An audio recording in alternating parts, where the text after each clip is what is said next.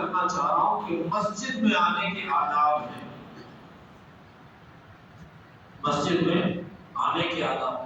رسول اللہ صلی اللہ علیہ وآلہ وسلم نے صرف مسجد میں آنے کے آداب نہیں، بیت الخلا آنے جانے کے آداب بتائے. صرف آداب ہی نہیں بتائے بلکہ اس مقام، اس جگہ کی جو کیفیت ہوتی ہے اس کیفیت کو بیان کیا ہے. ہم میں سے کتنے لوگوں کو ممکن ہے کہ یاد ہو کہ بیت الخلا جاتے وقت ہمیں پہلے بایاں پیر، میں بتانا چاہ رہا ہوں اس لیے آگے کرو، بایاں پیر اندر رکھ کے داخل ہونا، نکلتے وقت سیدھا پیر رکھ کے داخل ہونا، نکل جانا. اور جاتے ہوئے دعا سکھائی، اللہم انی اعوذ بک من الخبث والخبائث. مشکل سے یاد ہوگا لوگوں کو، مشکل سے لوگوں کو یاد. اچھا اگر یاد بھی ہے تو عمل کی توفیق نہیں ہے، عمل کی توفیق نہیں ہے. بس ایک تیزی ہے، ایک جلدی ہے، ایک ماحول، ایک موقع نکل جاتا ہے. جو رسول بیت الخلا جانے کے آداب بتائے ہوں اور اس مقام کی وضاحت کی ہو، آپ دعا کے جملوں پہ غور کریں. اللہم اے اللہ انی اعوذ بک، میں پناہ چاہتا ہوں، تیرے دامن میں آنا چاہتا ہوں، تیرے قریب ہو جانا چاہتا ہوں. من الخبث والخبائث، اس میں جو جنات، جو خبائثات موجود ہیں، جو عورتیں ہیں یا مردیں ہیں، جن ہیں یا جنیاں ہیں، خبیث ہیں یا خبیثات ہیں، ان سے میں تیری پناہ میں آتا ہوں. جب آپ یہ دعا پڑھتے ہیں نا، اللہ کے فرشتے آپ پر ایک چادر ڈھانپ دیتے ہیں. کیوں؟ کہ وہ جگہ آپ اپنے کپڑے کھولنے کی ہے، صدر کھولنے کی جگہ ہے. فرشتے آپ پر چادر ڈال دیتے ہیں، آپ اپنے کپڑے کھول دیتے ہیں، فرشتے چادر ڈال دیتے ہیں. شیطان کی نگاہ آپ پر نہیں پڑتی. آپ بڑی فراغت سے فارغ ہوتے ہوئے غفرانک الحمد للہ الذی اذھب عنی العذاب وعافانی. وہ جتنی مصیبتیں میں مولا اس سے میں نکل گیا ہوں، فراغت حاصل کر لیا. کبھی ہم نے کسی سے پوچھنا نہیں چاہا. میرے کہنے کا مقصد یہ ہے جو رسول بیت الخلا جانے اور آنے کے آداب بتائے ہو اور بیت الخلا کی حیثیت بتائی ہو. آپ بڑے لوگوں سے پوچھیں، 1 کلومیٹر دور رہتا تھا، گھروں میں بڑی بڑی دیوریاں ہوتی تھی. اب آج کی طرح 100 گز میں، 150 گز میں، 50 گز میں گھر نہیں ہوتے تھے.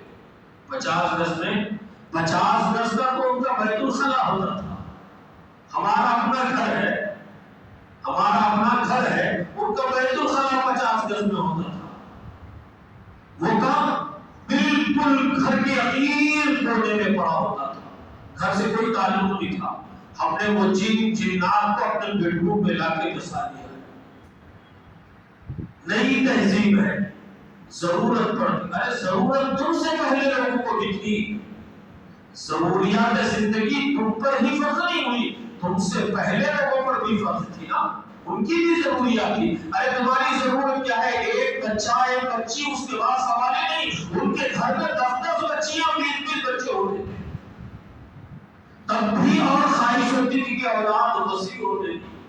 ایک بیوی سے چھٹکارا نہیں ملتا ہمیں، وہ 4 بیویاں کرتے تھے. غور کرو ادارے ملت اسلامی کتنی تبدیلی، کتنا تغیر، کتنا بدلاؤ ہمارے اندر، ہمارے ماحول کے اندر آ گیا. مسجد میں آتے ہیں، مسجد کا ایک مقام ہے، ایک فضیلت ہے.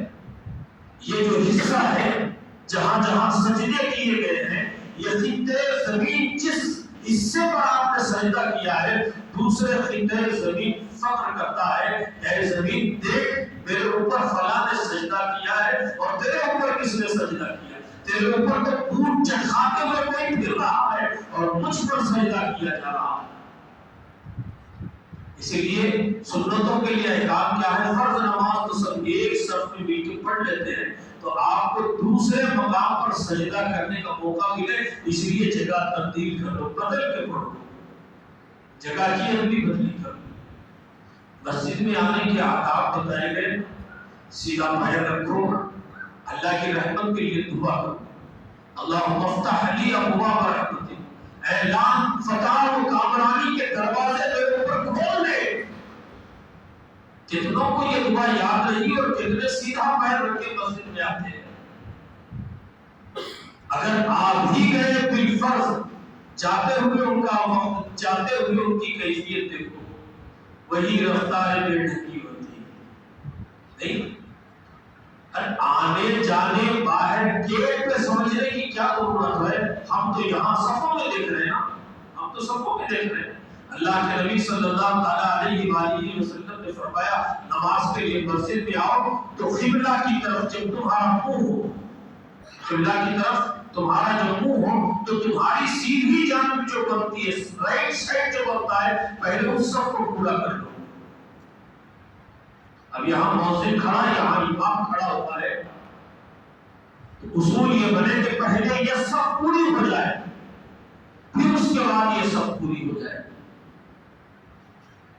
اگلی صفوں سے پچھلی صفوں کی طرف آؤ۔ ہمارا حال یہ ہے ہم پچھلی صفوں سے اگلی صفوں کی طرف آتے ہیں، حالت یہ ہے کہ آتے آتے یہ بیچارے کے کندھے پہ اپنا موڑا پیر مار کے نکل جاتے ہیں اور احساس تک نہیں ہوتا کہ میرے نکلنے سے وہ بیچارے کے موڑے پہ کاندھے پہ میرا پیر لگا ہے، پلٹ کے کم سے کم میں اسے انگریزوں کی طرح سواری تو بول لوں۔ یہ بھی نہیں ہوتا۔ کیا سمجھتے ہیں ان کو یہ بیٹھنے کی ضرورت کیا تھی؟ آگے جگہ تھی تو یہ یہاں کیوں بیٹھے؟ اگر بیٹھے تو میں برابر ان کے پیر کو کھدرتے ہوئے جاؤں گا، ان کو پھیلاتے ہوئے جاؤں گا۔ اللہ کے نبی صلی اللہ علیہ وآلہ وسلم نے مجلس کے آداب بتائے۔ یہ مجلس ہے نا، مسجد میں آنا یہ مجلس ہے، مجلس کے آداب یہ بتائے جہاں جگہ ملی وہاں بیٹھ جاؤ۔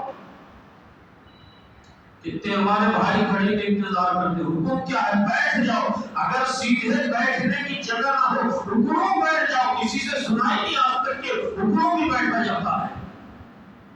بیٹھ جاؤ، کیونکہ یہ مجلس کے آداب ہیں۔ بیٹھے ہو کو معلوم ہو کہ ہم سب ایک ہیں۔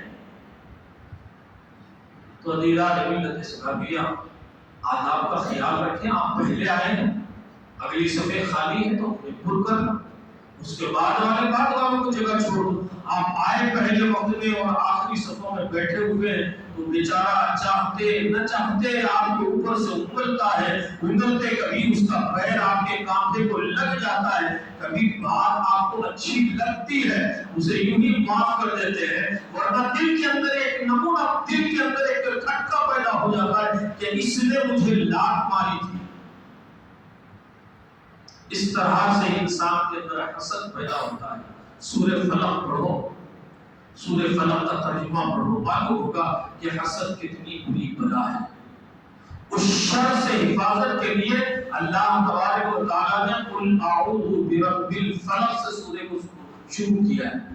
اللہ تبارک و تعالیٰ ہمارا کو توفیق خیر نصیب فرمائے۔ آپ حضرات کھڑے ہو کے ایک مرتبہ سب بندی کر لیں، ادھر پیچھے لوگ منتظر ہیں۔